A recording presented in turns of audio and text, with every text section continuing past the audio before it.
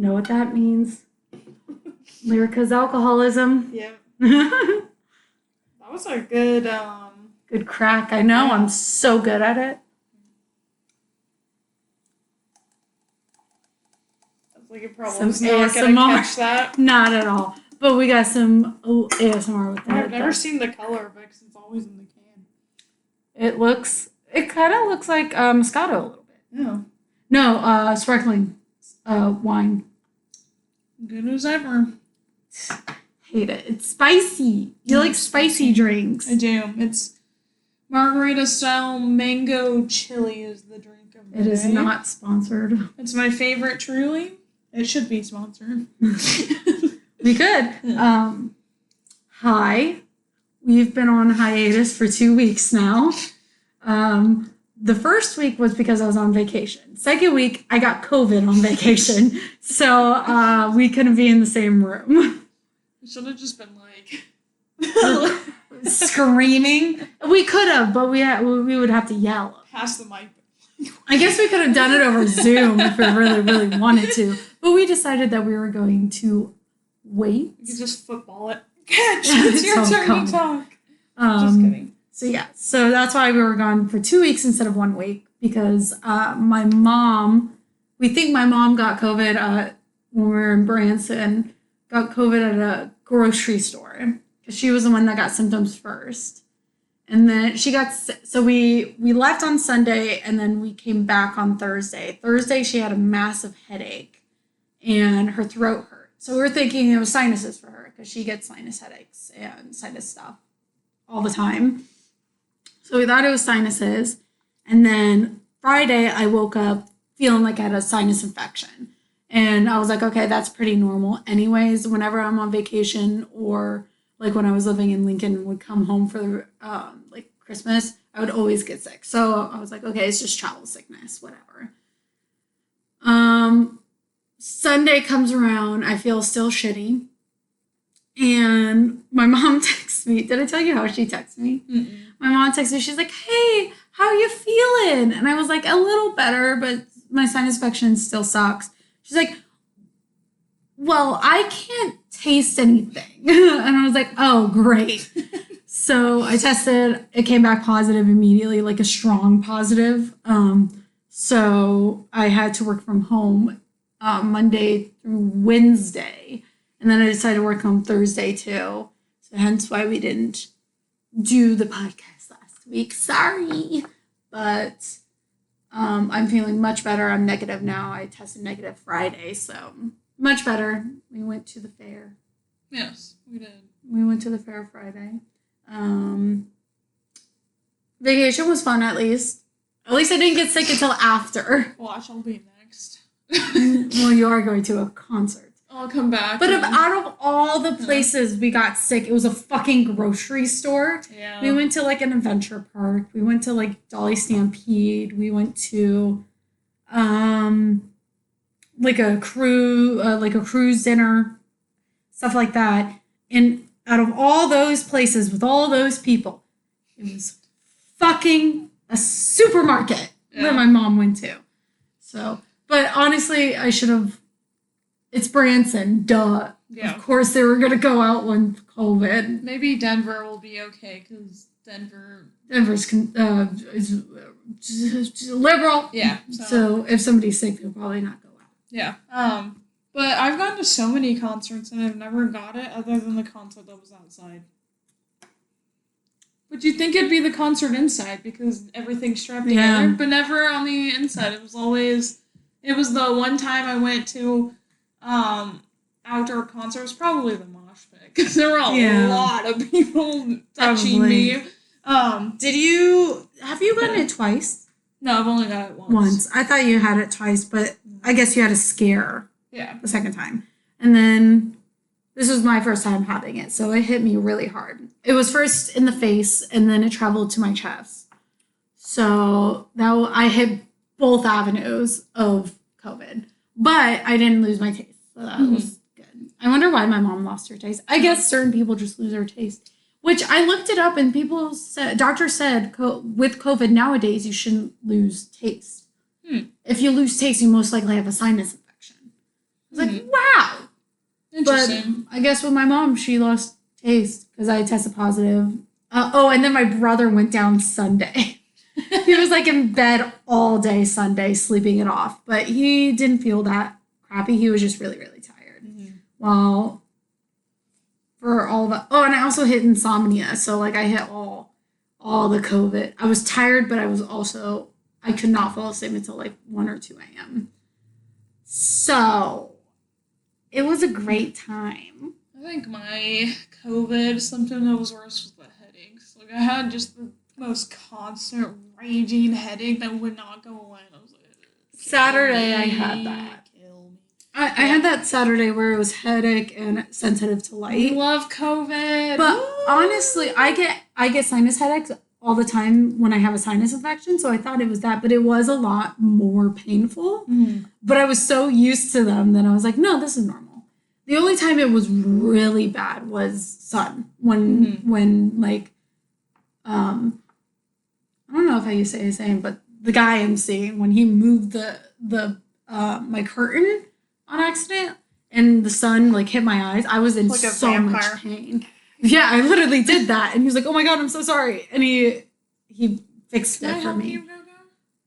I was hoping this would be like a guard, so she wouldn't. I have my double monitor up that I use for work and school because I was too lazy to unplug it and move it, so we're using it as a thing to watch the waves. It's kind of fun. I have a sinus, and I thought it was a sinus infection too. So I guess if you have a lot of pressure feeling in your face, just double check that it is not COVID. Because I thought the exact same thing. I was like, sinus infection. I was used to it, and I went to work, and I went to the movies, and I was like...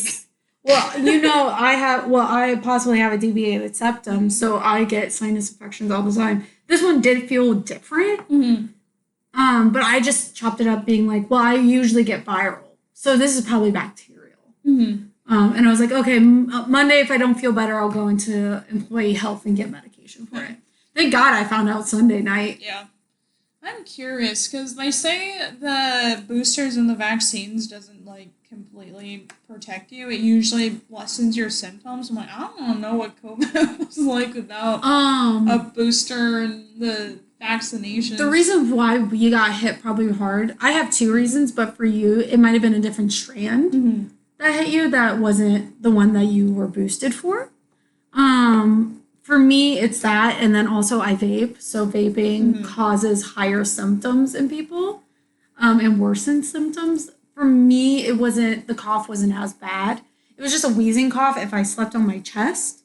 But the issue was they recommend sleeping on your chest when you have COVID because you get more oxygen somehow. I have no idea. In a certain position, like they say if you sleep on your hands or your hands to your side or and you sleep with your face, it fucks up your neck. But apparently you get more oxygen that way, which is weird. But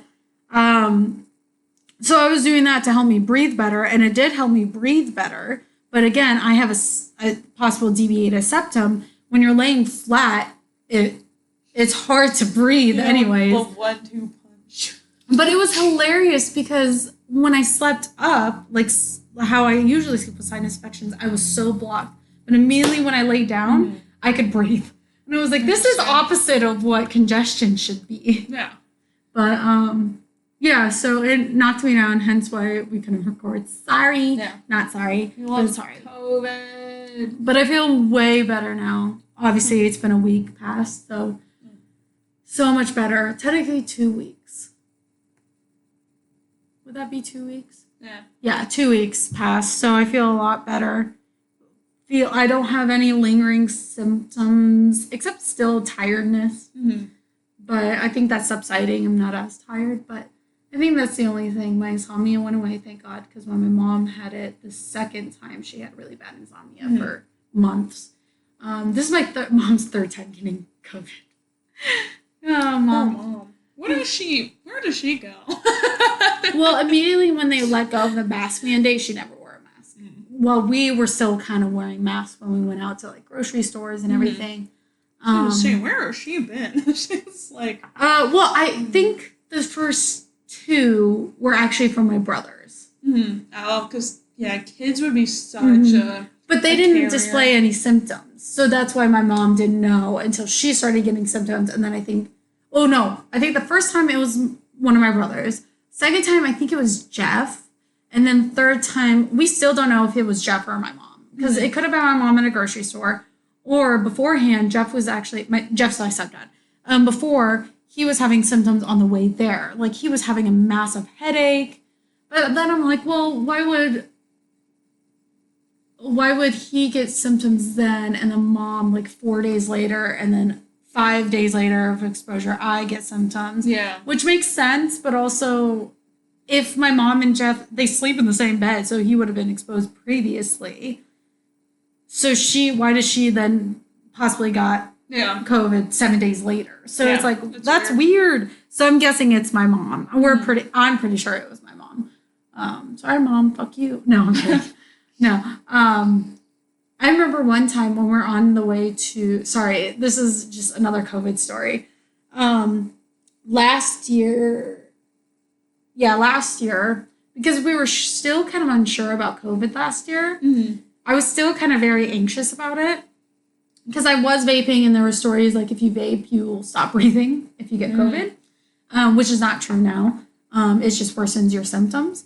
But, if you could stop breathing too, but most of the time it just worsens symptoms in younger people.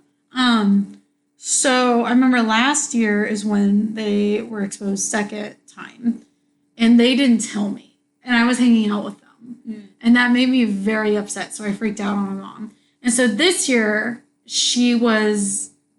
when she found out, she was very nervous about telling me that she had COVID and everything, but she was like, well, I can't let her go to the hospital with COVID. So she told me, and she's like, wow, you took that really easily. And I'm like, well, now we have more information about COVID that I'm not as scared.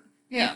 As long as I monitor, I know what to monitor for and everything. So I'm not as scared. Plus also, I think I was more nervous last year because at the state patrol, I had no security of working at home. Yeah. Well, here at the hospital, I have the option to work from home when I'm sick and everything. So I had more security at that time. This time, because I wouldn't this time if I didn't. Yeah.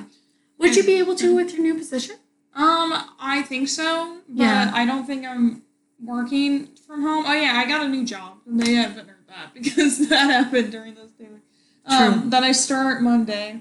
I know people work from home in that position, so I don't know if like I'll work at home or if I'm in person, but I think if I did. If you got sick, you can get a computer and they'll you can if UNMC, sorry, I said it. Am I allowed to say it?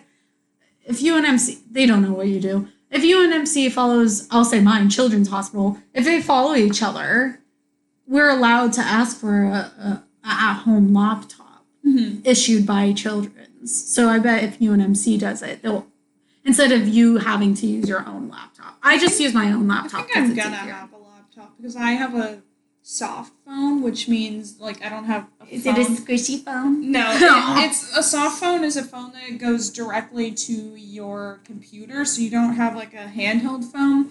You answer the phone via computer, so I'm pretty sure it's gonna be like a headset connected to the computer? Yeah. Interesting. So pretty sure. Well, I bet you're not gonna be answering a lot of phone calls. I will have to call people. You would have to call people, but I don't think people will be calling you very often unless it's within the hospital. But I will start training, and I will do training from 7 to 3:30 for the next month. Mm-hmm. And you're doing dual, too. Yeah. Working your position and also training. Except not next week, because I would just be making up my PTO, and I'm not doing that. I'm taking 2 days off. I'm not making up the time. I'm going on vacation. Yep. They can survive without me, so. Yeah, they can. Yeah. They survived without you before they hired you, so they can survive. So. And they're also very understanding, and your boss in your position right now is really cool, so I bet everything will be fine. Yeah. Not like mine. If I'm out of the office, even for one fucking day, everything burns! Like, everything burns! That was a nice wave. Sorry. Burns! Everything, burns down. And when I was gone for those 4 days and I came back, obviously I wasn't feeling good, but I was able to work from home, so I was able to catch up on everything. Mm-hmm.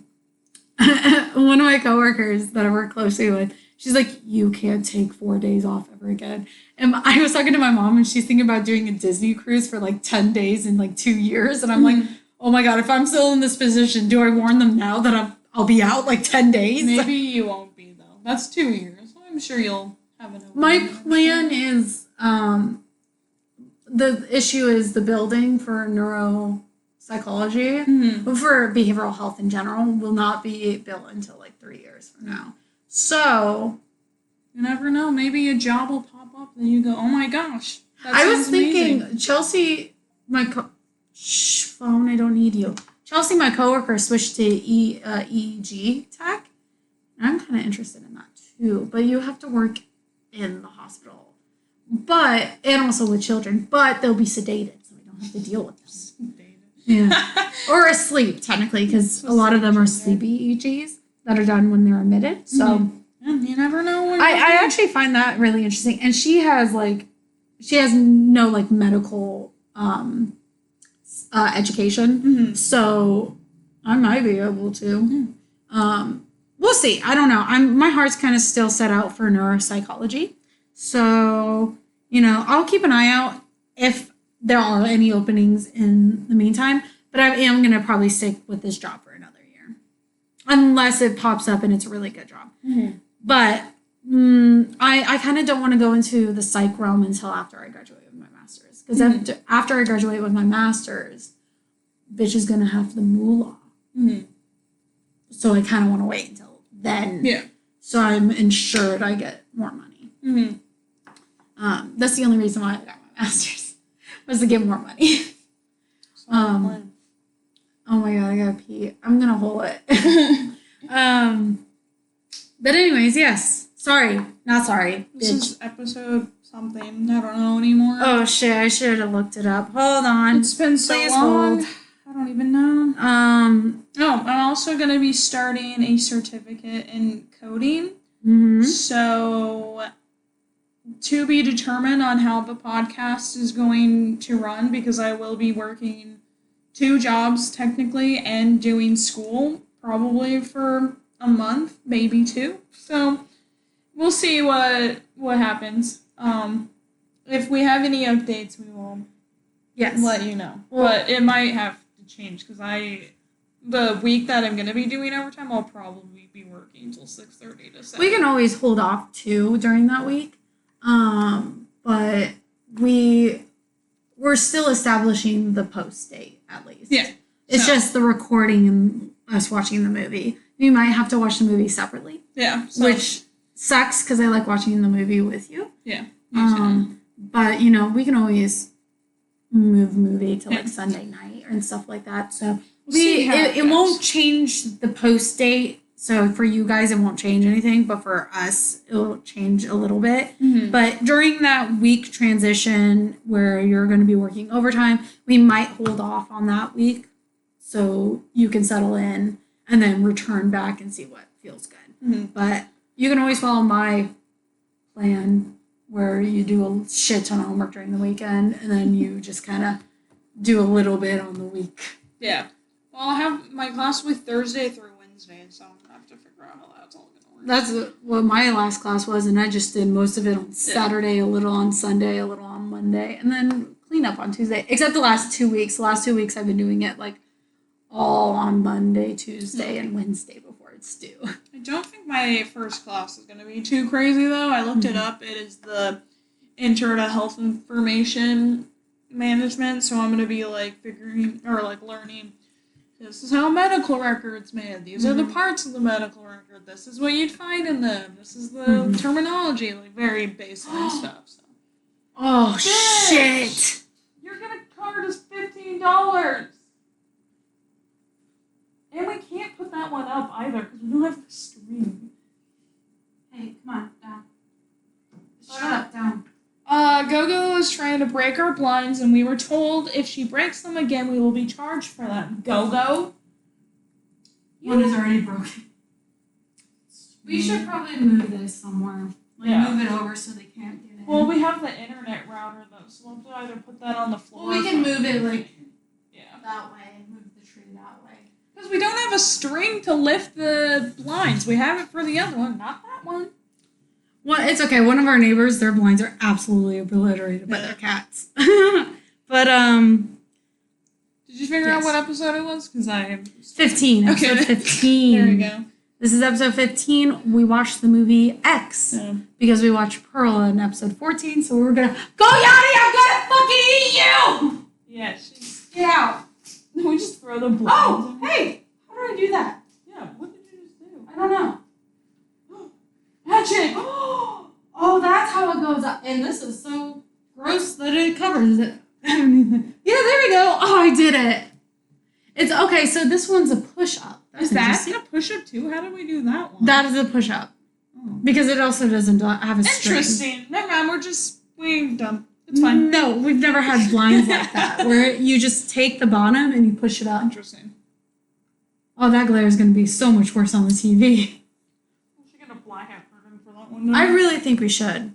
And just hang it up the way I did it in my room. Because we can't put curtain rods up unless we ask for permission. I'm too lazy, so I just nailed mine. We can definitely do that.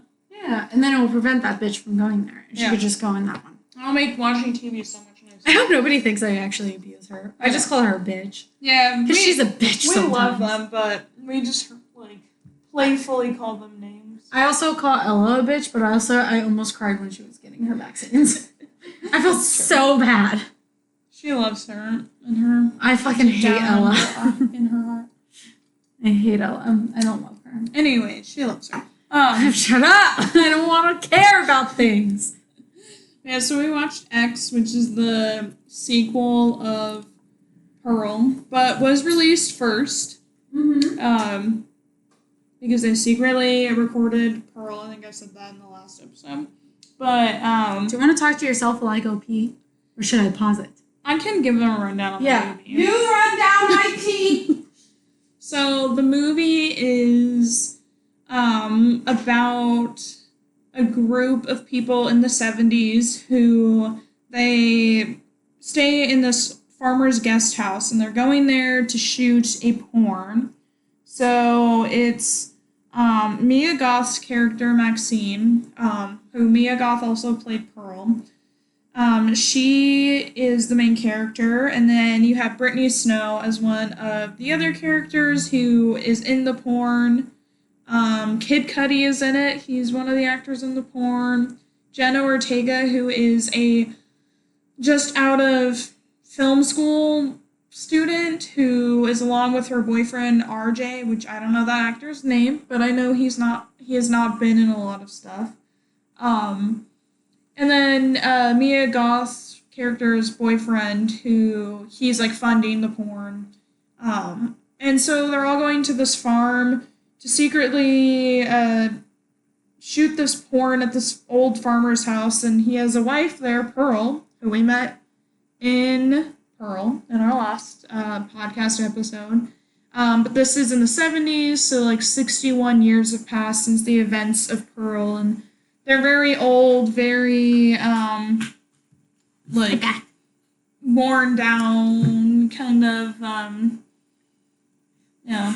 So I chugged my coffee before this. Before I left work, I chugged my coffee, so I'm very caffeinated, so I have to pee all the time. Anyways, yes, porn. Yeah. Stars. My favorite. I put way too much perfume on. That smells good, though. Thank you. It's the fall one. I want that one. You can use it. I'm going to go right now. I'll just use some of yours. Jinx, bitch. Give me a soda. Oh, I have a soda. I gave it to you. So yeah, and this is during the time when porn was actually like a blockbuster movie. You would go see porn in the movie theaters, and it would make box office money. At 11:30 at night. Yeah, because it was before home video. So they want to make this porn so they can make a lot of money, because at this time too, porn in real life, porn films came out, and they were really big, so they think they're gonna be able to make a lot of money off of this porn they're shooting. So that is the gist. Pearl and Howard, they have some secrets and things going on, but if they have a sex slave locked in the basement. Yeah.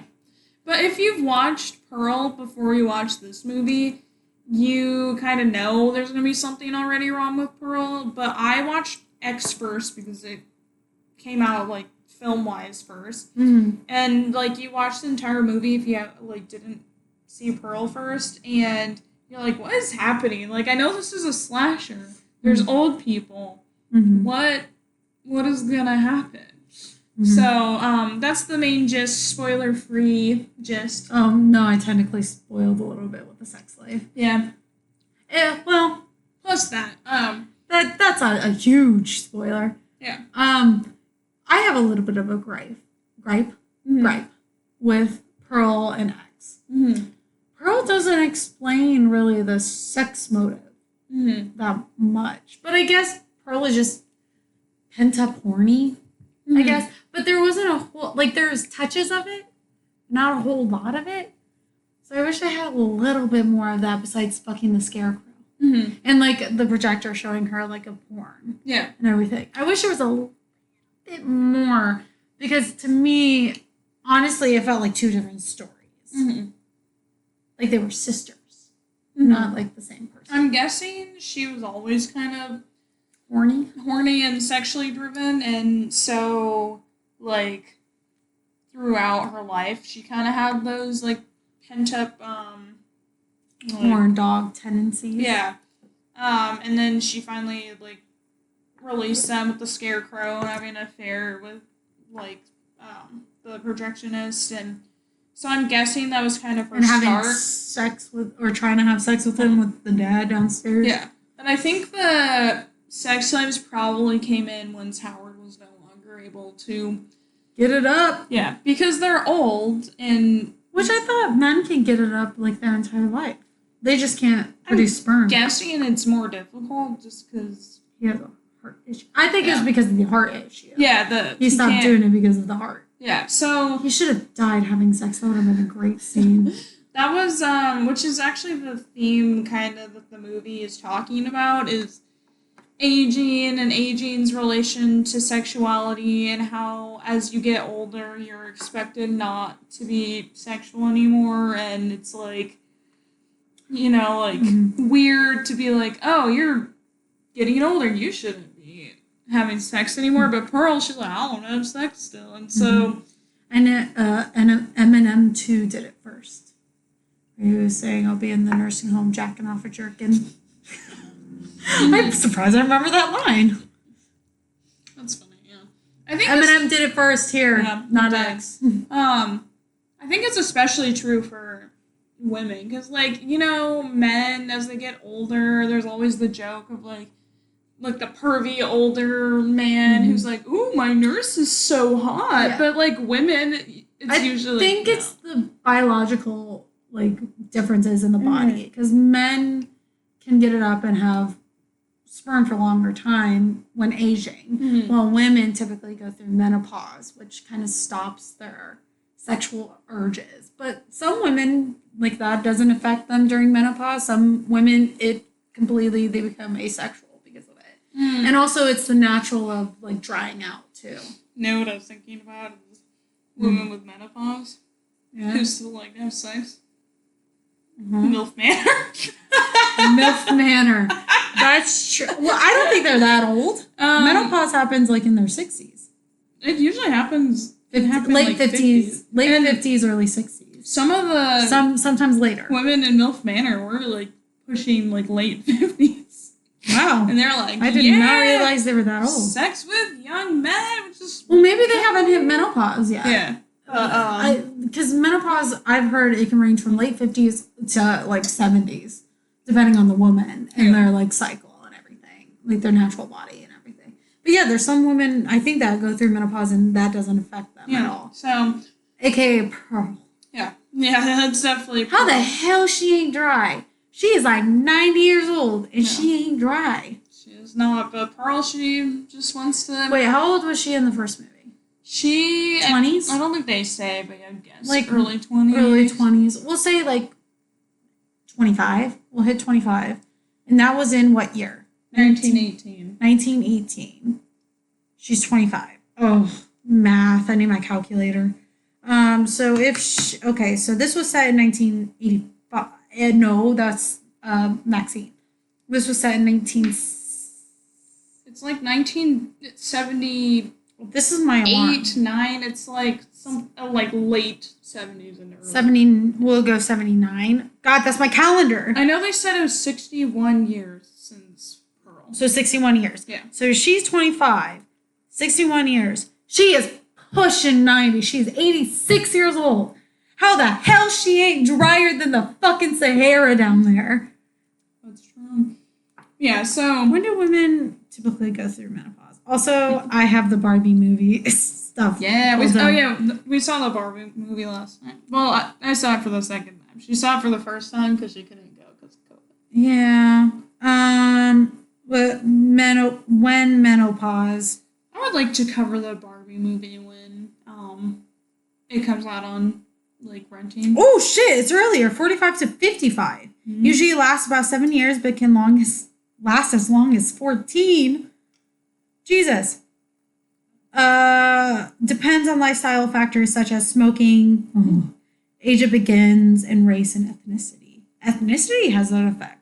I knew race had an effect. I didn't know ethnicity would have an effect. Oh, Jesus. No, I don't want it.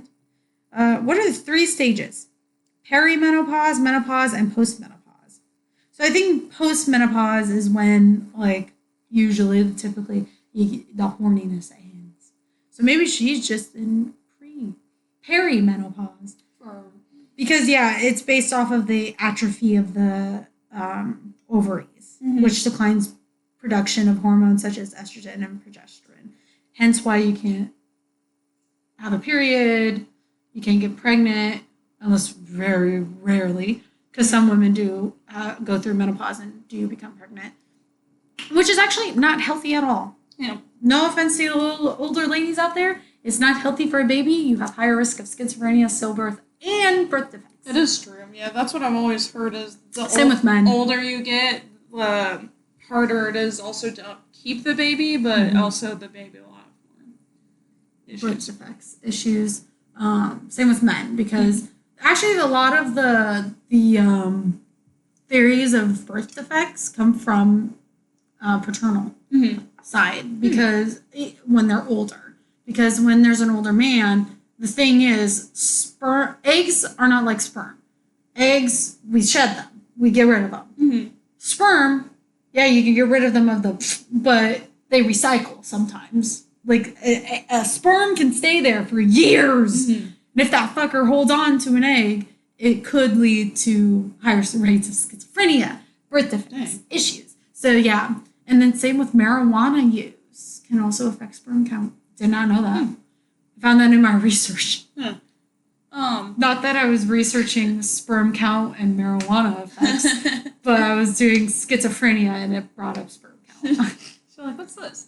But yeah, so the movie's themes is, let's say the main theme is aging. Like, there's a lot of talk about like them being young and Pearl and Howard being like, I once was you, like, you're someday going to be me, because we all get older unless we, die before we get older, and that's an inevitable thing, is we're all going to eventually get old and not be able to do the things that we want to do, and our body starts to fail us. Like, it's going to happen unless you die before then. Sexuality, too, big thing. Yeah. Because there's a lot of, like, if you are triggered by, like, sexual talks, like, sexual, like, slut, that kind of stuff, don't watch it. There's a lot of slut shaming in there. So, like, talking about slut shaming because they're porn stars. Which comes from, like, Pearl and Howard. Yeah, because the movie, it isn't, like, the director, I don't believe, is saying, like, these people are bad because they're porn stars. I think, like... No, not at all. Yeah, so it's not, like, anti-sex work. It's more, like... I would say it's almost pro. Yeah. Like, well, because they're the good guys in the situation. The only one that I could see that it's kind of slightly slut shaming is like Brittany Snow's character, Mm-hmm. but she's also a very successful, like not very successful, but she's like very beautiful, very like she's not like a drug addict or anything. Yeah. But there's also Maxine, who is a drug addict, but she's very beautiful. You know, she has an inflated. Both of them have an inflated ego, but they're kind of still down to earth almost. Yeah. So you still can like and relate to them. And Brittany Snow is goddamn so beautiful in this movie.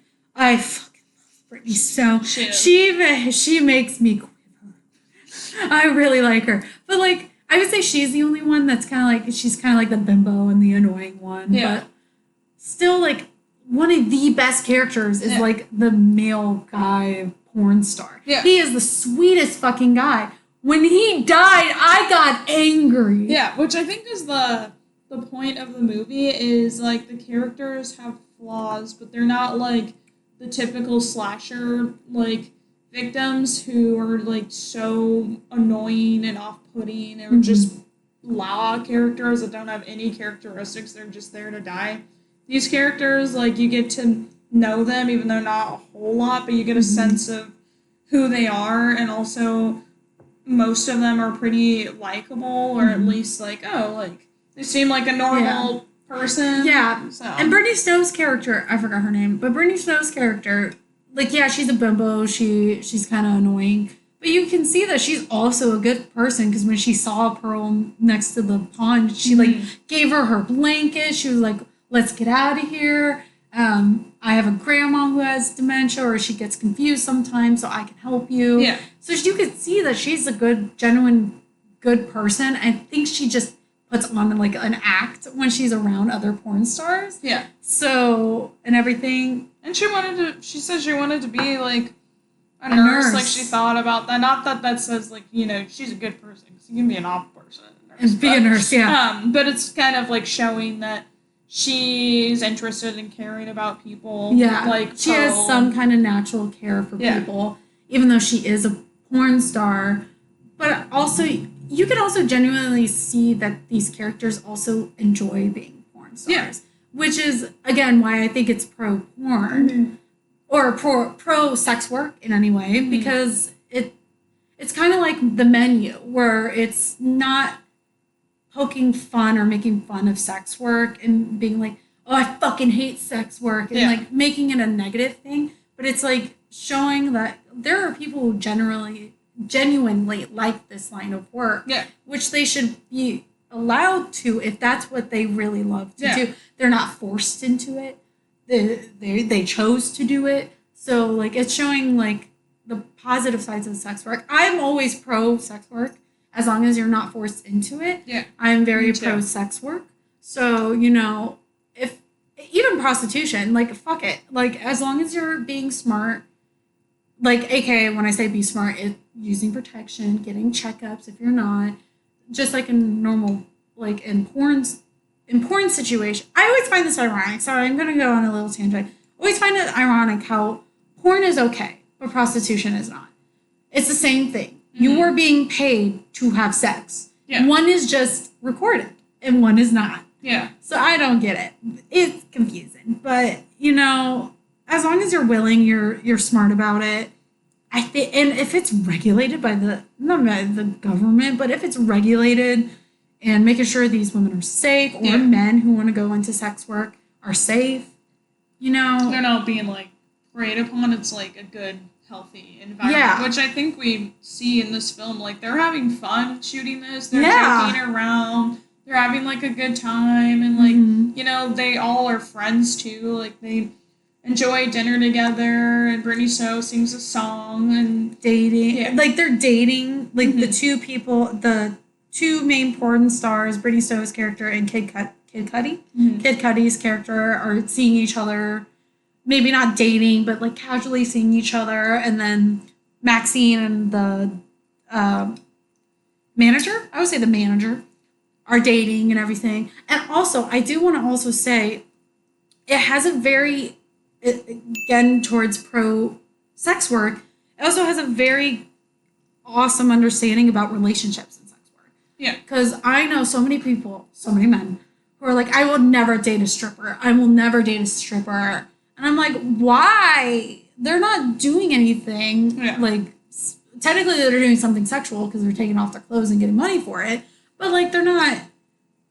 If you trust your partner, then it should be fine. And they showed that, like, these two guy characters are completely okay with it. Yeah. Because they know that it's not love. They know it's, well, Maxine doesn't really believe in love. But it's not, they're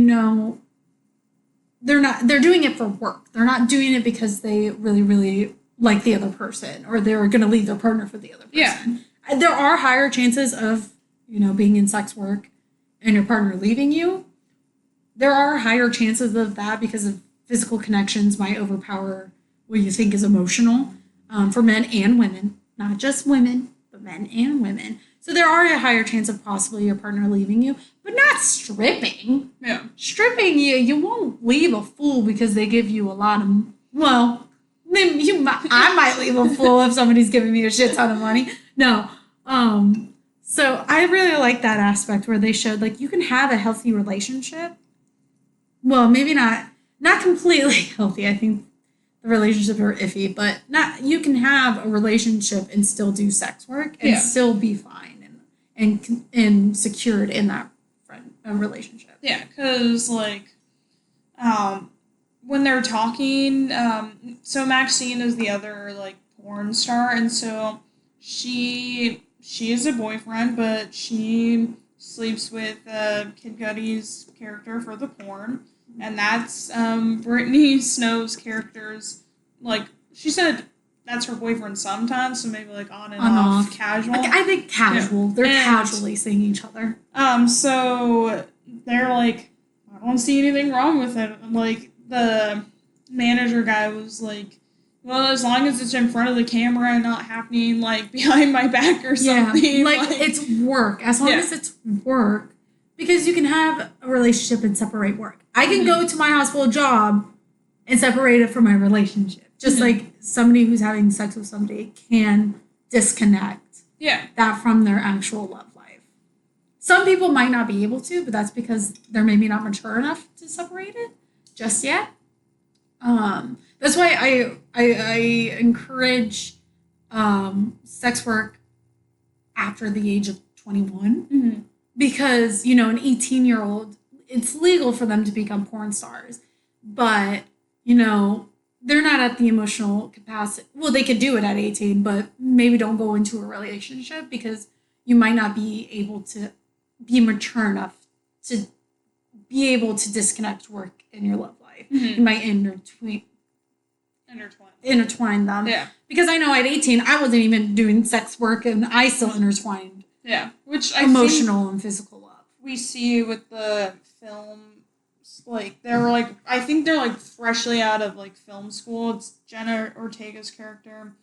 And then I don't know the other actor because I said this while you were gone, but he hasn't been in a lot of things. But his, the character's name is RJ. Like, they're saying like they're fresh out of college. So I'm guessing they're on the younger side. Like, they're probably 20s. Yeah, so they like don't have that like established like like maturity because RJ, Jenna Ortega's character ends up wanting to be in the porn. We do not see it. I should say that because Jenna Ortega in this movie is legal, but it's weird because she's like 19.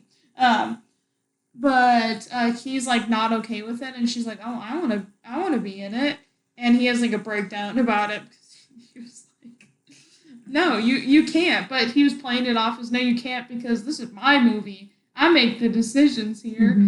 And she's like, "Well, I want to try," because they, like, she doesn't understand, like, why they're doing, like, the sex work, and she ends up getting it after they talk to her, like, Brittany Snow and Mia Goth's character. She's like, "Oh, yeah, that makes sense, like, I get it, like, I understand," and there's also a thorough line of them wanting to have a life that they believe they deserve, which call back to Pearl. Yeah. That I liked. I like that connection. So, but there are a lot more difference between them and Pearl is that Pearl is so obsessive over it and thinks she deserves it, while they say it, but they also put in the work. Yeah. And it's also, they're down to earth about it. Being like, I want to improve myself so I get the life that I want. Yeah. I do the work for the life I want. And so, it's a difference between dream and obsession, I think. Pearl had an obsession. They have a dream. Yeah. Where they're working towards it. While Pearl didn't. She also lied about being a famous dancer. Yeah, she did lie. That was not true. Which was not true at all. So, that's when I see it as an obsession because she doesn't work for it. She never worked for it. She could have done it again and try again, but she never did. She just decided to make up the fantasy life that she did do it. Yeah, and then tell people, this was my life. And it's like, no, it wasn't. And yeah, they're actually working for it. And when, we haven't talked about when they all die, but it's a slasher. Everyone dies but Mia Goth's character, which it's gory, by the way. Don't watch it if you don't like gory. If you knew the trilogy, she makes it because it's Maxine, and the third movie is about Maxine, but everyone else dies, unfortunately. Why Kid Cudi's character? Yeah, he just went. So the way that they all end up dying is, so most of the movie there is no death. It's just kind of about them and the porn, and Pearl has a lot. Shit goes crazy in the last 30 minutes. Pearl has a lot going on. Like, we see her being really, distraught that Howard kind of doesn't want to have sex with her, and she, puts on makeup, she brushes her hair, and she wants to look, beautiful or how she used to, and Howard rejects her, being like, he'll kill me. So that's another part where, the aging comes in, is she remembers being young and she wants to look like that again, and there's an idea of when you get older, you're no longer desirable, because usually, young people are desirable. You see, some celebrities going for, the really young girls. Leonardo DiCaprio! Yeah, it's, a thing, so, the essence of being young and people desiring young over older people. And do you know there's a biological connection to that? Sorry to interject, but before I forget, there's a biological element to it where young is supposed to represent, they can make more babies. So, not biological, evolutionary look at it is younger looks like they're able to produce a lot of babies. Obviously, we don't need that nowadays, but that's why men who can reproduce for years beyond women can. That's why men tend to look at younger women. Now, it's creepy. Yeah. It's still very creepy in this age. But back in, way in the day, that's evolutionary. Yeah, because there's, the difference of evolutionary need compared to now. You don't need to. Yeah. So there's kind of moral constraint. No need to make a shit ton of babies anymore. Please do not. Beautiful older ladies out there. Yeah, nowadays, now that we have Botox and surgery, and some women just age very, very beautifully. My grandmother is one of them. I'm like, fuck you, bitch. Yeah. You're almost 80 and you look like you're 50 and I hate it. Yeah. I want it. I think there's still some beauty in, aging as well. Even though this movie, I've heard other people talking about this movie as existential horror because it brings up the thoughts of, oh my gosh, I'm gonna get older someday and I'm gonna die, and so there's those feelings, but I think there's also beauty in as you get older, you tend to know more things. You have more knowledge, more life experience sometimes. Sorry, I made that face because I made a connection of something, but go ahead. And there's the idea of when you're older, you've lived so much life, you kind of have that sort of, wisdom. But, yeah, anyways, real quick, they die because, the first thing that happens is, Pearl just, gets rejected, so, RJ goes out after he cries about his girlfriend being in the porn. She brutally murders him by stabbing him a bunch of times. Because he rejected her sex advance. Yeah. So throughout this movie, she's also been really weird toward Maxine. trying to kind of seduce her and touching her, and it's weird. And so you see Pearl's kind of interested, and then that's when we kind of also learn that there's a sex slave because she likes people. She like brings in people to be in place of Howard, and Maxine is that desire for her. But yeah, so they all end up dying in various ways due to Pearl and Howard. Manager guy gets pitchforked in the eyeballs.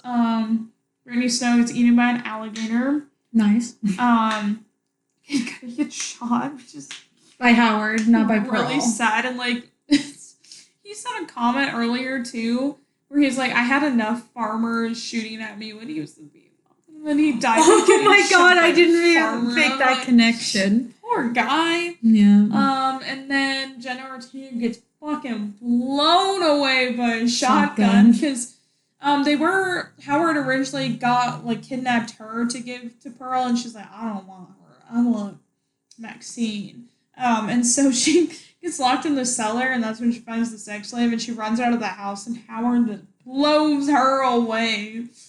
So yeah, and then Maxine makes it out because essentially Pearl and Howard are so old that they kind of end up like dying by the like on their own, like because Howard dies. Not Pearl. Yeah, Pearl does not die on her own. Well, yeah, she fell on her own. Yeah, she got incapacitated. The catalyst of it was like her own frailty, but then the like stamp of like death was definitely by Maxine. Yeah, she ran over Pearl's head.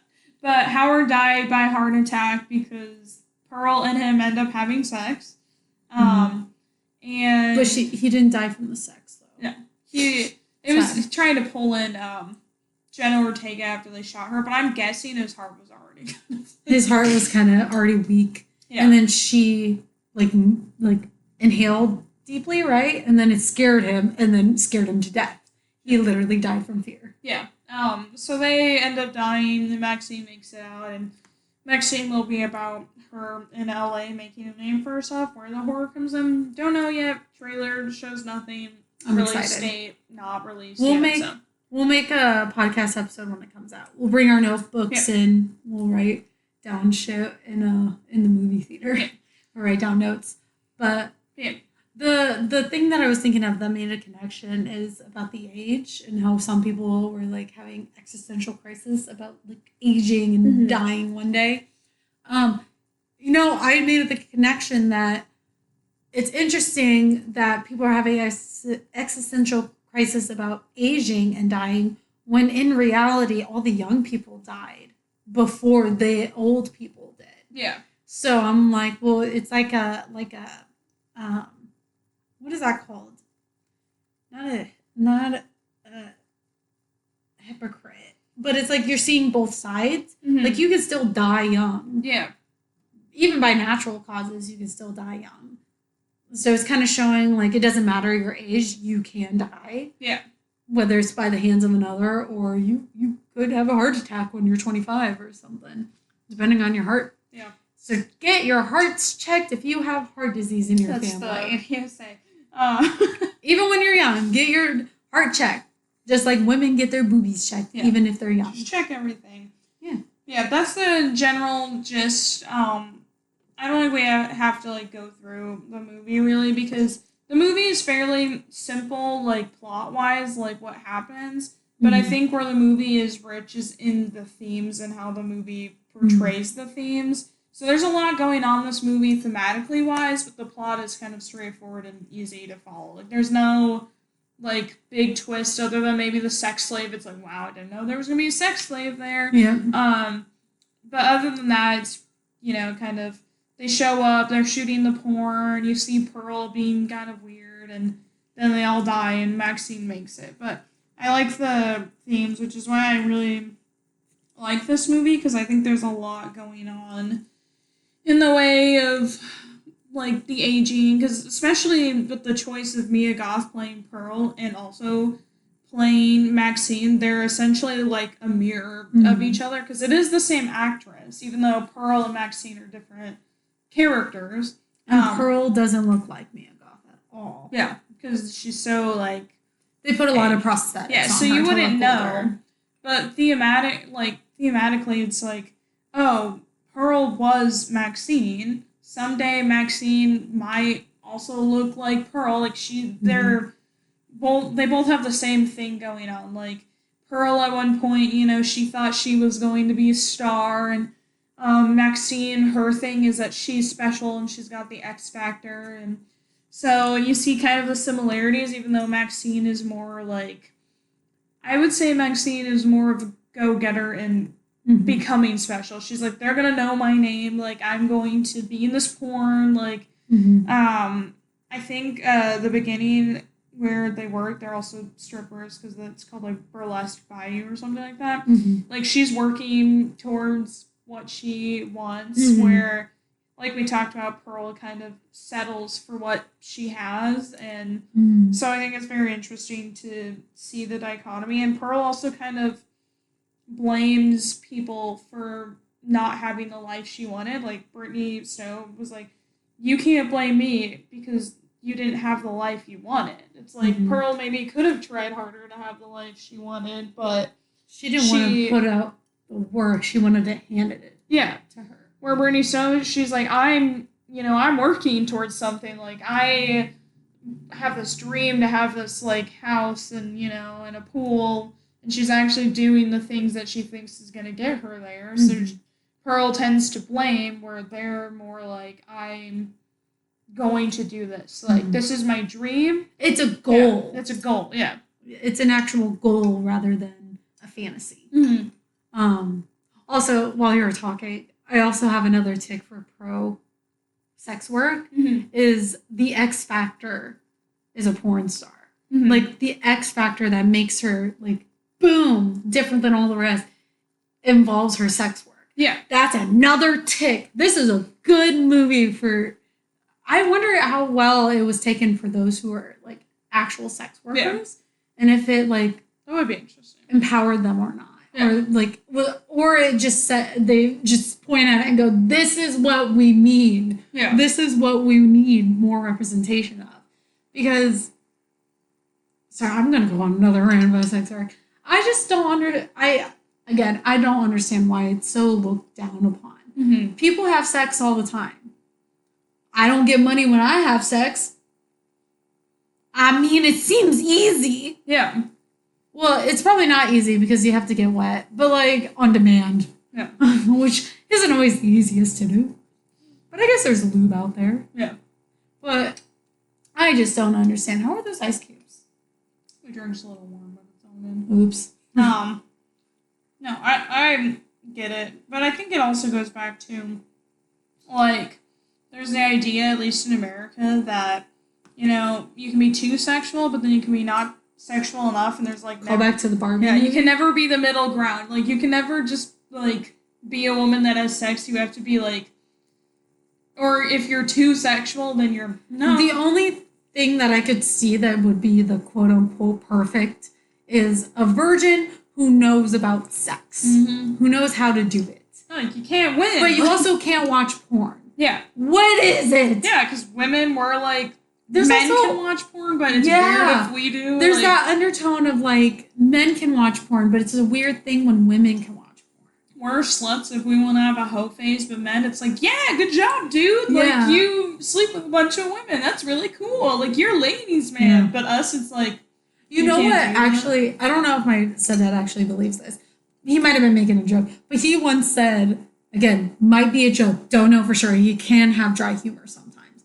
He once said that if he found out that Lathan was having sex with a teacher, he would probably high-five him.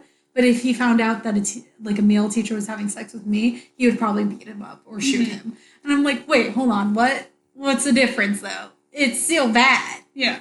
But I think he was making a joke, but he could have also been telling the truth. I don't know, but there's that weird dichotomy. That's the word I was looking for. Dichotomy, where there's women need to know about sex and how to do it. They need to be like, what is it called?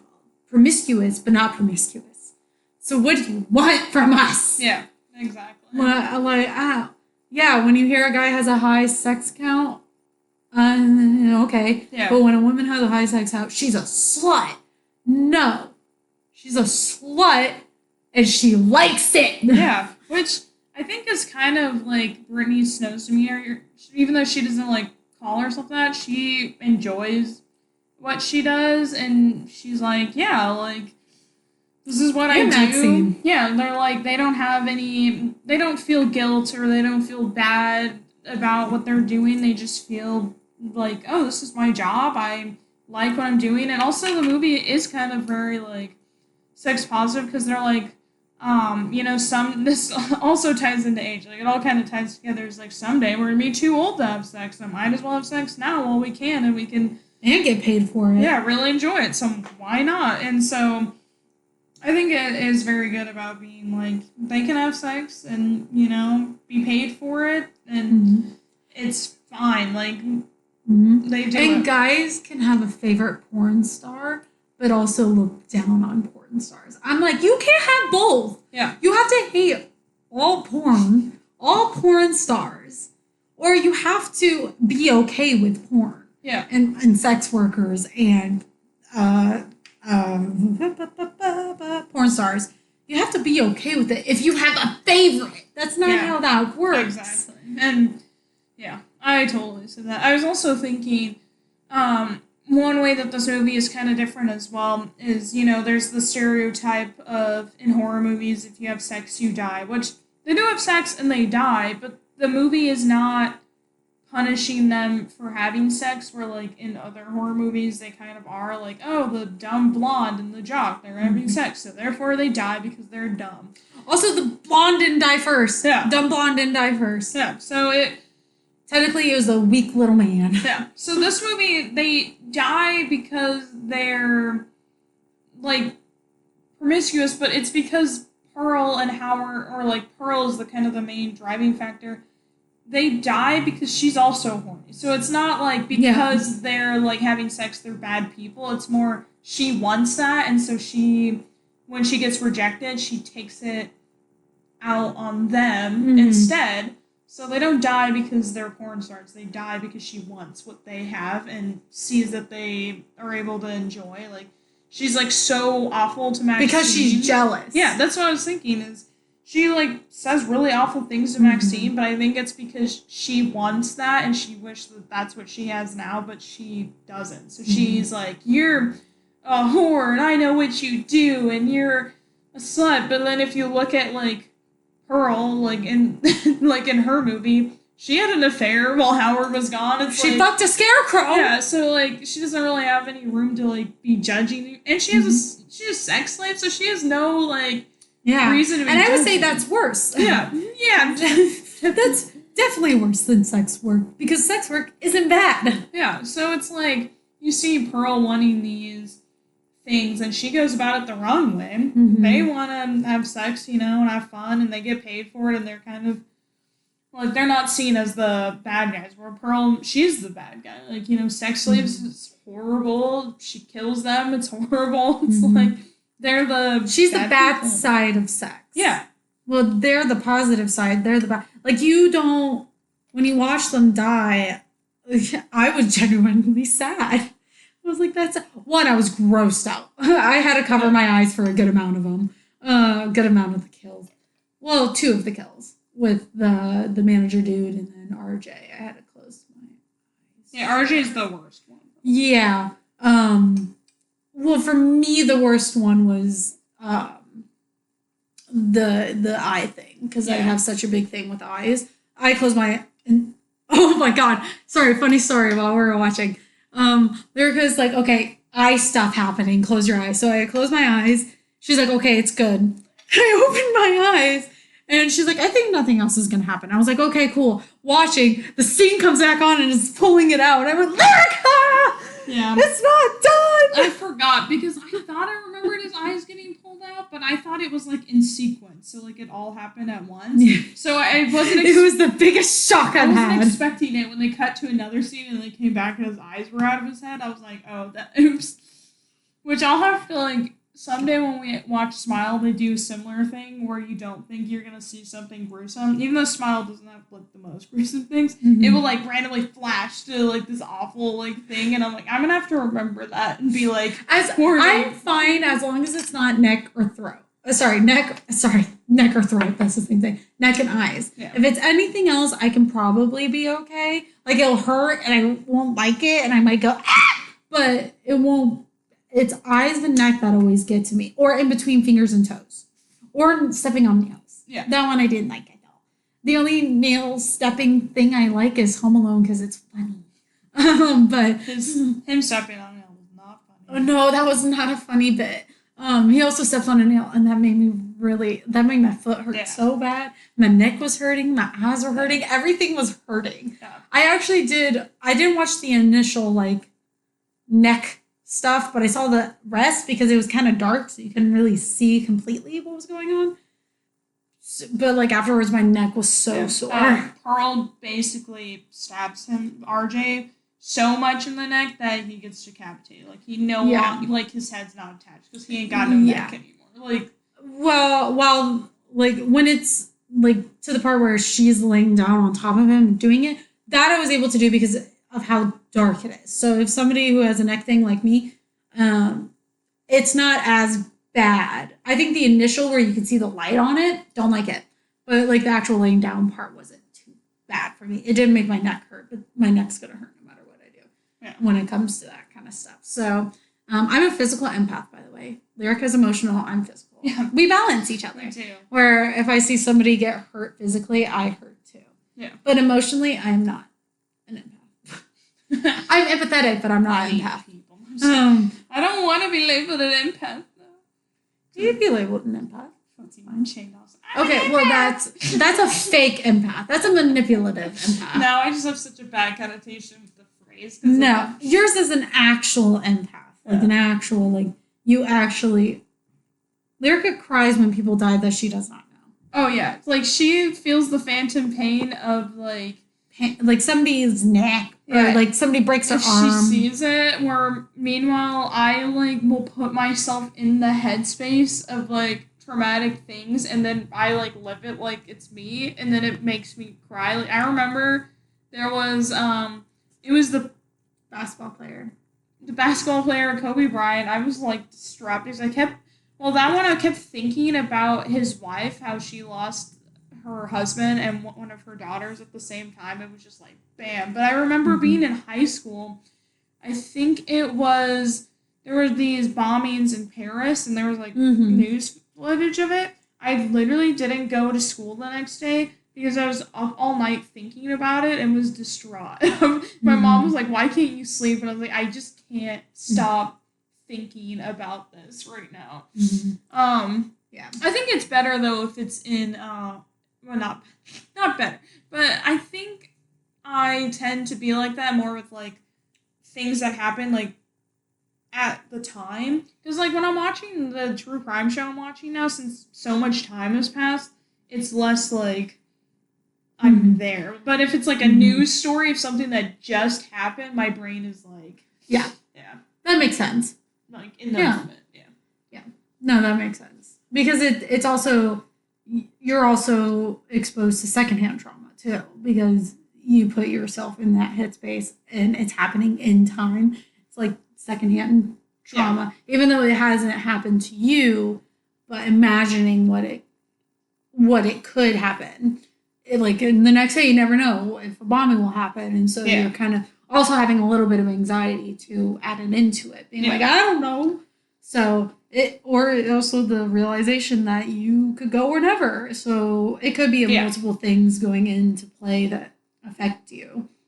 Especially, like, and I think also, like, mass present day things happening. And then also, like celebrities. Because they're a lot more broadcasted. Yeah. So if you heard something, like a one-time thing, like a news article of somebody passing away that's famous, you might not be as big, but, like, if it was a huge thing that blew up. It is the continual coverage. Because I don't think, like, you were in that mind space when, like, Alan Rickman died. Because he died of what?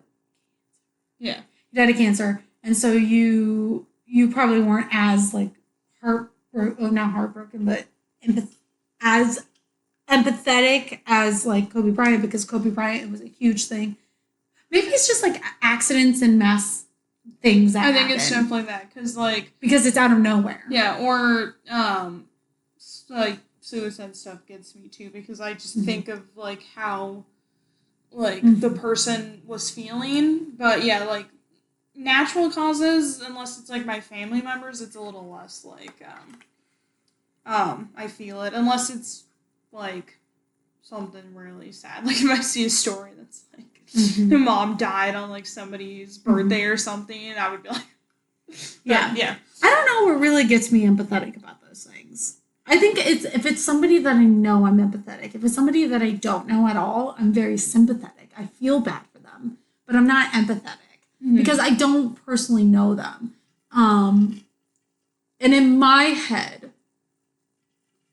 and in how I think, my brain goes, if I don't know them, I don't really have a right to be empathetic. But that's my weird way of thinking about it or reasoning about it. But I definitely feel sympathetic. I feel very bad for them. But I don't think I've ever cried from any.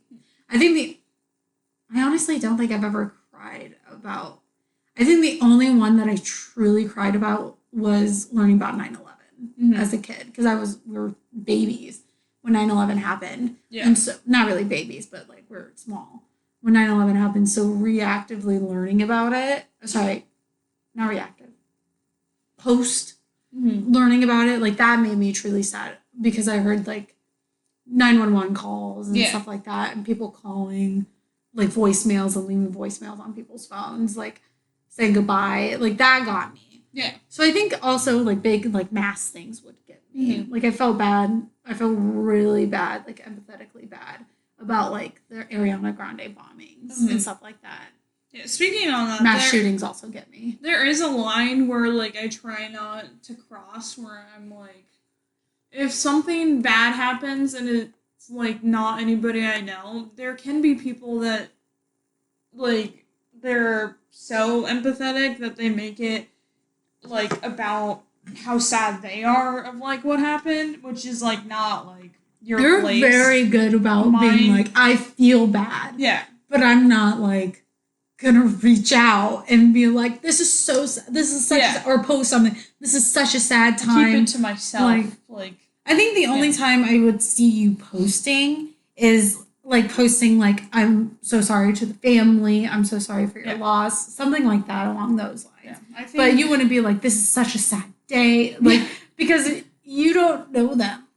Yeah. The only time I could see that ever happening where I could see you saying this is like a sad day for me is if it was like a very influential person to you. Yeah. As like a celebrity. Or something that's important to me as well. Like I remember the Pulse Club shooting. That got me. Yeah, that like really struck a nerve with me, because you're connected to that. Yeah. I just couldn't fathom like somebody murdering so many people in a hate crime because like of who they love. I was like, it didn't make sense to me, and so I that was more like, I was really sad about that, but also I was outraged. I was like, I can't believe like this is what somebody would do just because they don't agree with who they're loving. Which I mean, hate crimes in general are awful, but like that was before like I actually was like came out or like knew anything. But I always had such a strong sense of like belief in the right for LGBTQ issues. Like when Macklemore's like Same Love song came out, that made me cry. Like I think you had like an unconscious connection to it, because that's maybe why you're a very big LGBTQ supporter back then, but I think you also had an unconscious connection to it because deep down you unconsciously knew that you're bisexual, and so when that happened, I think that's why you were even more outraged. Yeah. Because I was the same way. Because I didn't come fully to terms with... When did that happen? 2014? 2015? No, yeah, that was when high school times. Yeah, so I wasn't fully at terms with my sexuality yet. So, but I was also very upset, very outraged. I think I also actually cried for that too. Because I unconsciously had a connection to it. and now being where I am now, I know, like, I felt so upset because, like, that could have been me. Like, it could be me one day. It could happen. I mean, when you go to the gay club here, like, you never know. The Max is so good, though. Yeah, the Max is so good, but it's still, like, and people, I could go to a place like that. So many straight people like it. Yeah. You see more straight people there than gay people sometimes. It's just, like, the thought of, like, I could go to a club like that, and that could be me. And even some of the people there may not have been gay. I don't remember how many people were, but it's just they were there, you know, they could have been there with their family, their best friend, and that one just really got me. Like, it just made me so sad because they just went out for a fun night, you know, being themselves, and for that to happen was like... And I think that's still classified as a hate crime even if they're straight, because they were under the guise of a hate crime. And like, kid stuff. The school shootings always get me because it's like they're just kids going... they're just kids going to school. Like, that's supposed to be a safe place for them. They don't have a lot of, like... Parkland got me hard. When I watched a documentary about Parkland, I was crying. Mine was Sandy Hook, and... I was too young for that one. It was just like, these are kids. Like... Oh, Sandy Hook was a long time ago. Yeah. That was one of the bigger ones. Yeah. Bit more famous ones. They're also elementary school kids. I was like, they don't even know what death is. Still, like... Yeah, so... Stuff like that. Anyways, that... Jesus, that was a big tangent. But no, that was connected to physical and mental health. To connect it back, Pearl's definitely not an empath for anything. No. Neither is Howard. We're going to throw him in there now, too. Where, Brittany Snow's character, I think she had some empathy for Pearl. Kid Cudi's character, he had empathy for Howard. And he also kind of he felt like he had a camaraderie with Howard, being like, even though we weren't in the same war, I can connect with you on the veteran side. Like, I know what you've been through, you know what I've been through, like, we get each other. So, yeah, they're, like, all over, like, most of them are good people. I mean, RJ, he is some... RJ is just immature. Yeah. He just doesn't understand. I think the only bad person, I would say, in the group is the manager, because he left his wife for Maxine. Yeah. That's kind of a fucked up thing to do. But I think he has good qualities too. Like, he helped Jenna Ortega. I forgot her name. Yeah, he helped her go find RJ in his underwear, weirdly. Yeah, and he also was like, he stood up for Maxine when RJ was like, no, my girl's a good girl, yours isn't. And he's like, just because this is her line of work doesn't make her any less good than your girlfriend. So, like, he's flawed, but he's still got good stuff. It shows that he genuinely cares. Yeah. Genuinely cares about Maxine. Yeah, don't leave your wife. Well, I mean, if you get a divorce, I guess. But, like... I'm guessing he got a divorce. Not blindsided. Yeah, I would say don't... And maybe the relationship was bad in the beginning anyways. But, like, don't leave your wife for a younger girl just because she's younger. I think he left his wife because he genuinely liked Maxine, and you can see it in his actions that he does genuinely. Yeah, so it's like... He's encouraging her to follow her goals and her dreams, and he's helping her. Yeah. So Jinx! Oh, where's the soda? Yeah, so I think, like, the characters are definitely meant to be sympathetic, but, you know, they have their flaws as, like... They're people. They're people, exactly. Like, they represent real people. Yeah. It's, again, I see, weirdly, a lot of, like, matching to, like, the menu, because she's also a sex worker, so she's popping her back right now. That was nice. So I see weirdly, like, similarities around, like, the menu, because she was a sex worker, she liked her work from the most part, and, you know, she had her flaws, but, you know, she's still a genuine person. Yeah. And same with this. Like, you can like the character even though they have certain flaws, but they have more likable traits than flaws. Yeah. Or the likable traits outweigh the flaws. Yeah. Which, you know.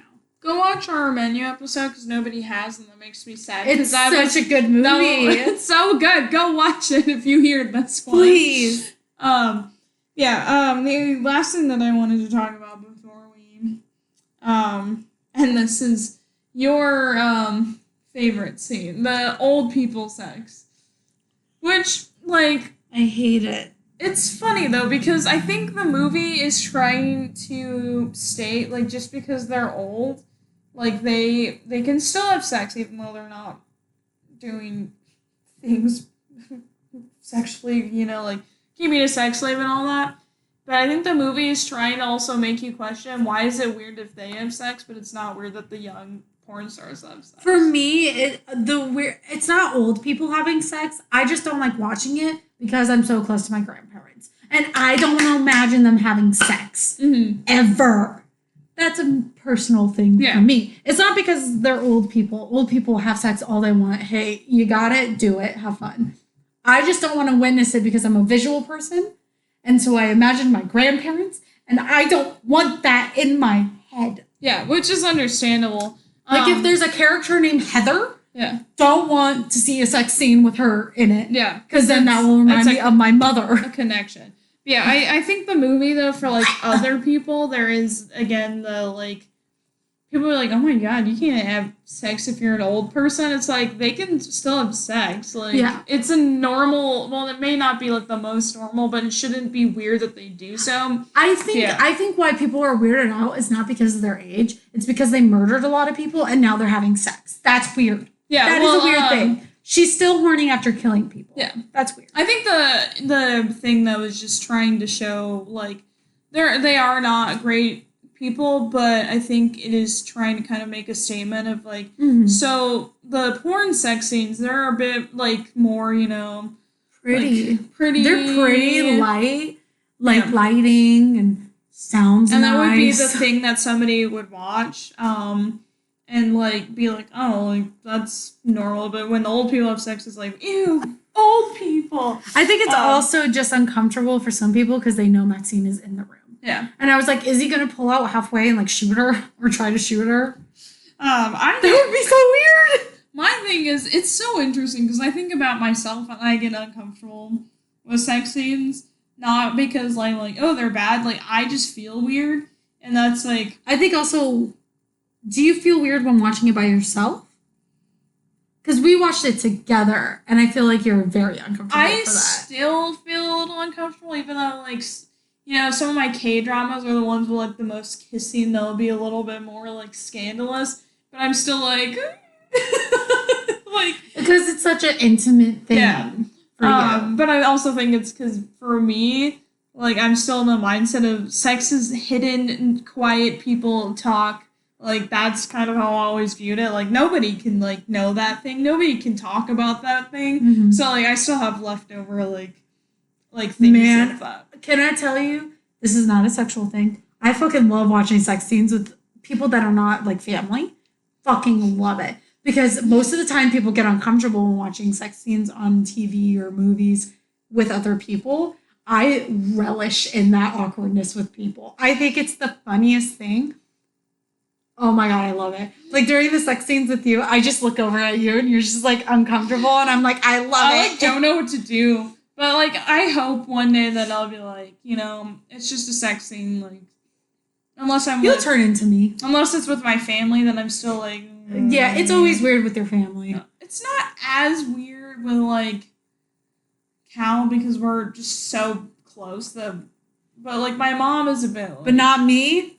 You still feel weird when it's around me? You say I'm like a sister. Well, maybe it's because Cal is the one who, in that situation, is like, oh my god, is the uncomfortable one. So I'm like, like.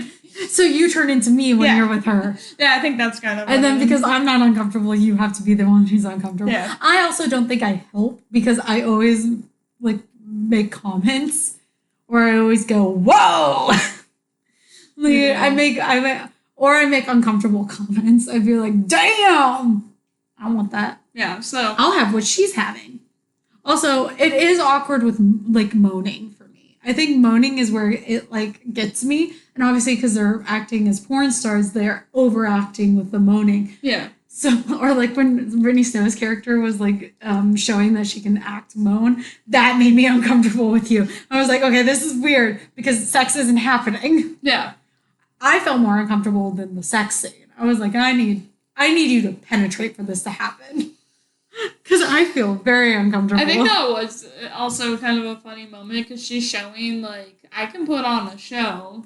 And she was like, that was fine sex. It's like, again... She's fucking roasting him. They can enjoy it, but porn is a heightened sense of sex. So it's not, like, the normal. But I also...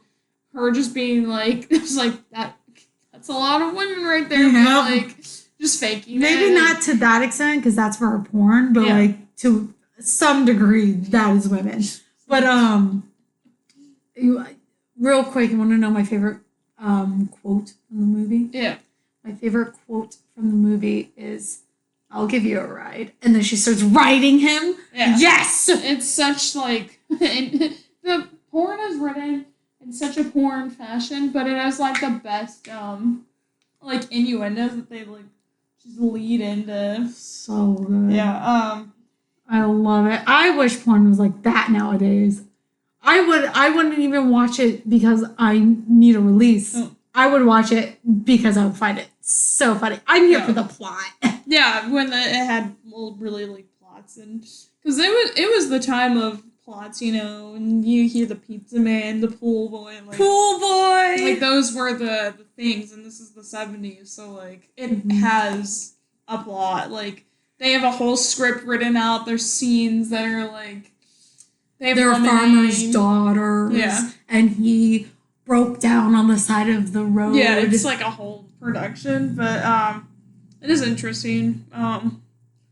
Good movie. Yeah, that was a solid. I think I like that more than Pearl. Yeah, in my opinion. But also, I think Pearl is still a good movie. I think Pearl is just not my type of horror, maybe because it's just a little slow. Yeah, that's literally my opinion. Pearl is more like. Slow, and even though X, like, the deaths don't happen till the end, I think I'm, like, really interested in, I think it has better what's themes. Happening, and better themes. Where Pearl, I like Pearl. I think where Pearl, for me, like, I disconnect is the bit of the, like, family drama. Like, I'm not usually, like, a family drama. And usually I'm a person who likes psychological family issues. So I thought I would really like it compared to X, but honestly, I'm gonna say something controversial. What the fuck am I trying to say? Controversial. Controversial. There we go. I was forgetting the T. So many words. I'm gonna say something controversial.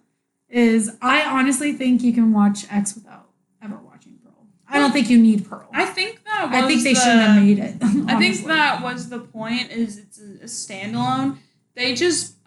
From my understanding, Pearl came into fruition because they could do it. Mm-hmm. And also, Mia Goth was trying to shade in Pearl as a character on like what would be her driving forces, what her life was like, how did she end up being a murderer, and so they had the set and they were already shooting, so they could like do it at the same time. But I don't think they needed to make Pearl. I think, in my opinion, I think they needed, but because Mia Goth had the ring for push to make it, I'll still like it. I like Mia Goth. That is more of Mia Goth's project than the actual director. Like it's the same director, which is Ty West, but I think she was the driving force for Pearl. Like very much her idea of what she wanted.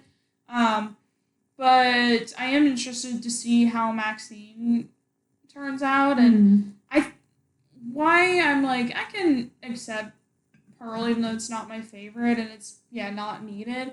Is what Ty West likes to do is he likes each of his movies to be different. So it's interesting to see how he fits it together being a trilogy, but each movie is kind of standalone on its own, even though it has the same kind of characters. So I like his like idea of creating films and being like, even though they're a trilogy, I want them to be different, which you really, you don't really see that with trilogies. Usually they kind of have the same feel a little bit.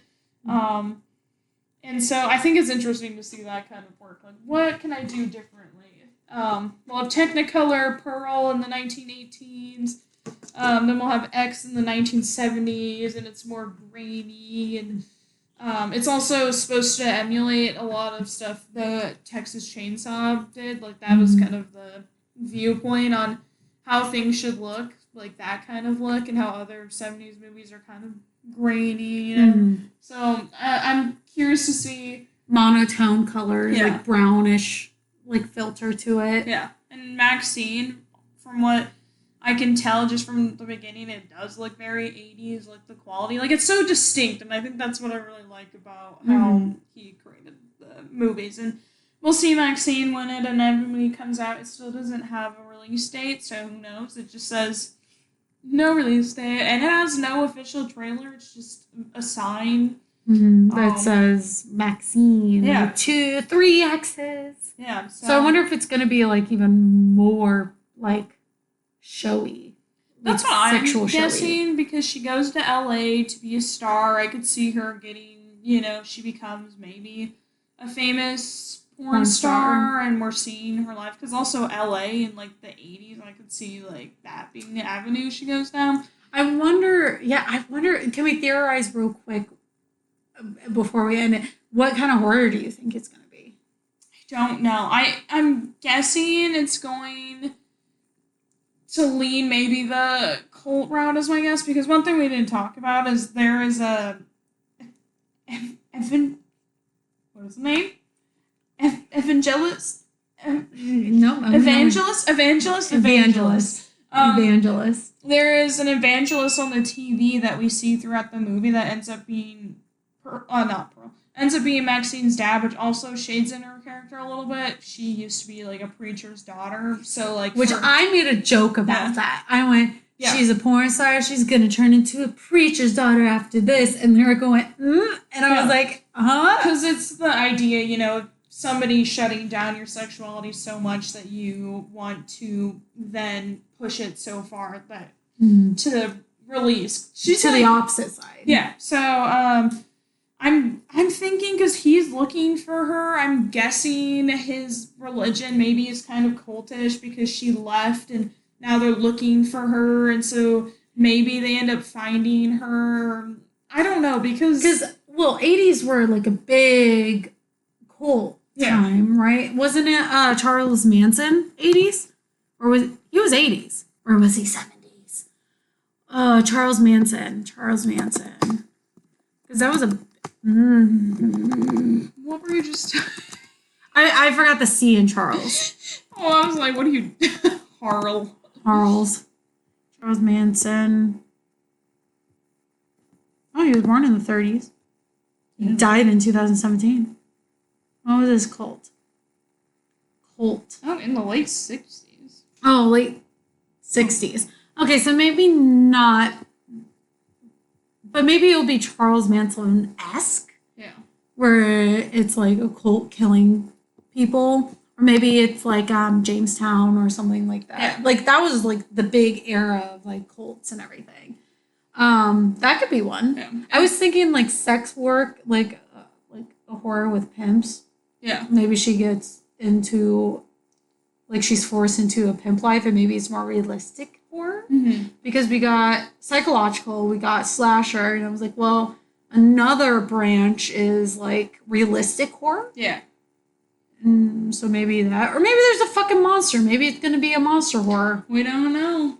I think the cult one is I really hope they go for that one. Yeah. Which is so funny because a cult in LA obviously is gonna happen. I just watched. I've been watching this true crime show, which is abnormal for me because I don't watch these. There was this one I was watching called Evil Lives Here, which was about this church that was ran by this man, and he was doing, you know, the typical occult religion thing. And his religion was like God and like Satan's gonna get you, and like so much like that. So I could see her dad kind of being like that, because he's like such an extreme evangelist from what we can see on TV, that I could see like it was a cult, and she's like, I gotta get out of here, I gotta leave. Yeah, I hope so. So that would be interesting. And it's interesting they tied it to a religion. That's very specific, and it's not just a general like religion, it's a very specific religion. He's not just like a preacher that is like just preaching. Yeah. It's like a very specific I think label. he's also an extremist kind of guy, from what I can tell. What I could see like a scene where she's having sex with the client, or like she's in a porn and the client's actually part of the cult and he kidnaps her. Yeah. Something like that. I could see something like that. I really hope they do the cult angle. If they don't do the cult angle, I hope they do like the realistic horror where it's like she gets sold or something. Maybe it could be the horrors of Hollywood. Hollywood during the time. There's a lot of horrors there. So yeah. Knowing Ty West, I hope he goes for the cult because I think he could make. Sorry, I think he could make it very interesting. Yeah.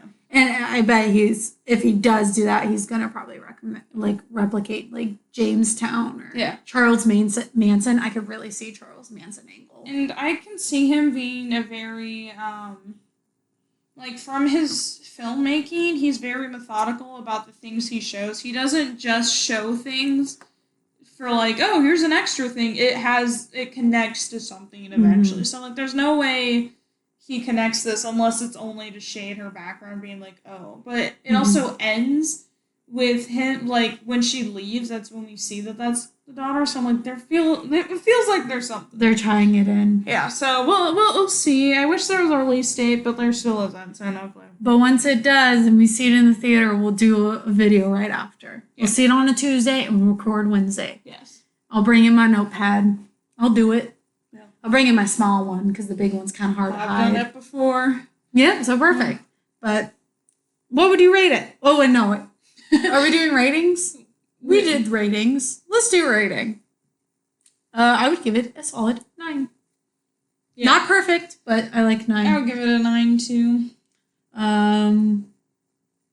Well, we already talked about really the positives. It's very pro-sex slave. That's not what I wanted. Sex work. I'm guessing we would probably have the same negative. I don't think we would. I was gonna say I would like to see more of the tie-in to young Pearl to this Pearl. I wish I knew more of the shift and why they're there still. Why Howard stayed. Sex slaves. I'm just curious how she had escalated. Other than I know the sex slave is due to age. So that's probably why that started. But I'm just curious on what happened after this dinner in Pearl. Yeah. I would say that was a big thing. Another big thing. You're gonna hate me for it. I wish it was a little less gory. Yeah. I wish I aimed for things that I didn't hate. I wish they didn't aim for the neck. I wish they didn't go for the eyes. They targeted you. I wish they went for anything else. I know it. I'm seeing that Ty West was like that. That is what Tessa hates. I'm going to fucking put it in. The girl in Nebraska, I'm gonna get her. Yeah. Well, I know they probably did it because that's the most sensitive areas. So it was probably the most shock. Yeah. So probably why they did it, but I wish they did it. Quick. The 3 of the deaths actually were foreshadowed through dialogue or through images. Okay, I know Kid Cudi's. Yeah. What were the other 2? At the very beginning, when Brittany Snow walks out, there's the picture of the gator taking the woman's bathing suit. She walks out in the gator's position, so it looks like it's attacking her head. Oh, that's interesting. What about the third one? The third one is the manager guy. He was saying, once everyone sees this, their eyes are gonna pop out of their heads. Oh, I didn't even catch on to those 2. And he's the main, funder and driver for it, so he's the one who would, he'd be like, I'm gonna see everyone's eyes pop out of their head, and his eyes popped out. And I did not make those connections. Did you look that up, or did you know? I did not know. That's something, my favorite, I bet you know. Dead Meat Podcast? Yeah, the Dead Meat Podcast. Love the Dead Meat Podcast. We have to shout them out at least one time in every episode. At least for me. Until they watch our videos. Yeah, and I don't know if the other 3 have something. I'm sure other people are able to suss it out, but I don't know. Oh, I wonder if they have. Lorraine, RJ, and RJ's has to do with the neck. Oh, was it just Lorraine and RJ? Yeah. Lorraine was blown out of. We might have to rewatch it and pay more attention for those 2. Yeah. And also I want to rewatch it to find the Brittany Snow one.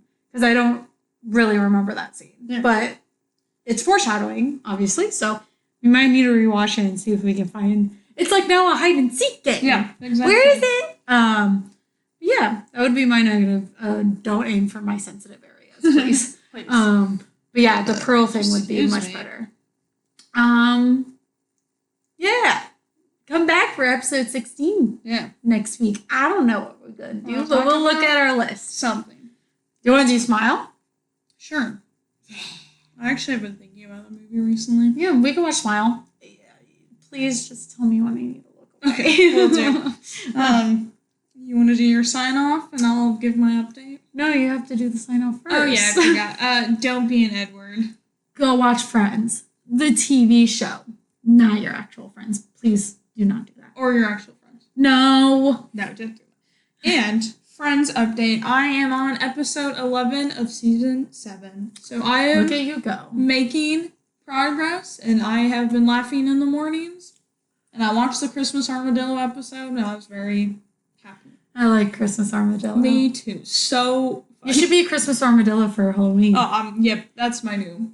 That's your Halloween idea. So and then DJ could be the other one. The Christmas Armadillo, and then there's like the potato one. So Potato Spudnik. That's what it is. So good show. Actually, go watch Friends. Yeah. I told you. Yeah. Well, I liked Friends. I just hadn't seen it all. Yeah. Well, you need to see it all. You need to finish soon so we can watch a reunion show and I can see you cry. Okay. I'm ready. Or you can see me cry. I mean, Friends has made me cry, so I don't doubt it. Yeah. It's really, really lovey-dovey. I love it. Okay. Right. Well, okay, bye. Does this make a noise?